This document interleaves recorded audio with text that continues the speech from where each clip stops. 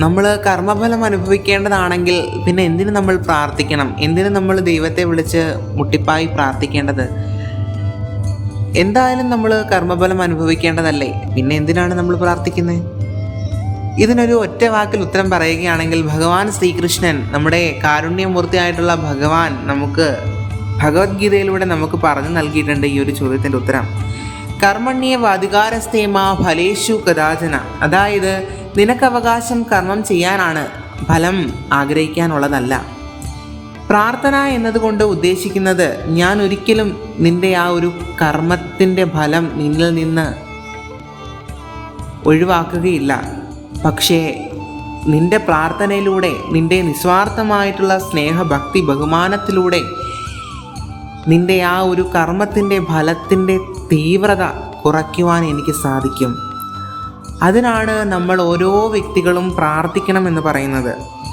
നമ്മൾ ഏത് ദൈവത്തെയാണോ വിശ്വസിക്കുന്നത്, നമ്മൾ ഏത് ധർമ്മത്തെയാണോ വിശ്വസിക്കുന്നത്, ആ ധർമ്മത്തിൽ മുറുകെ പിടിച്ചുകൊണ്ട്, ആ ഒരു സനാതനധർമ്മമാണെങ്കിൽ അങ്ങനെ, മറ്റേത് വിശ്വാസമാണെങ്കിൽ നമ്മൾ വിശ്വസിക്കുന്ന ആ ഒരു യൂണിവേഴ്സിനെ നമ്മൾ മനസ്സിൽ കണ്ടുകൊണ്ട് ജീവിക്കുകയാണെങ്കിൽ, വിശ്വസിച്ചുകൊണ്ട് ജീവിക്കുകയാണെങ്കിൽ, ഭഗവാൻ ആ കർമ്മഫലത്തിൻ്റെ തീവ്രത നമുക്ക് തീർച്ചയായും കുറച്ച് നൽകും.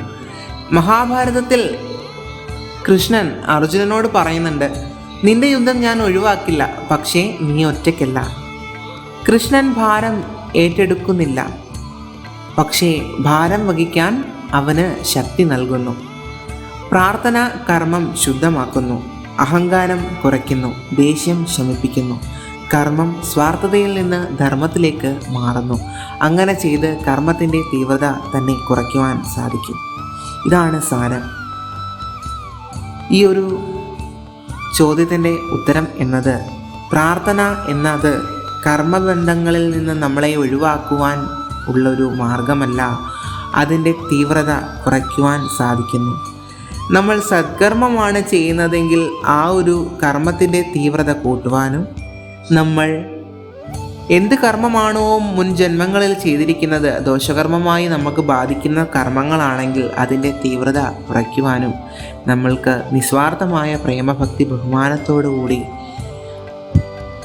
ആ ഒരു കർമ്മബന്ധത്തിൻ്റെ കെട്ടഴിക്കുവാൻ നമുക്ക് സാധിക്കും. ഹരേ കൃഷ്ണ. സർവം ശ്രീകൃഷ്ണാർപ്പണമസ്തു. ജയ ശ്രീ. രാധേ രാധേ. ശ്യാം രാധേ.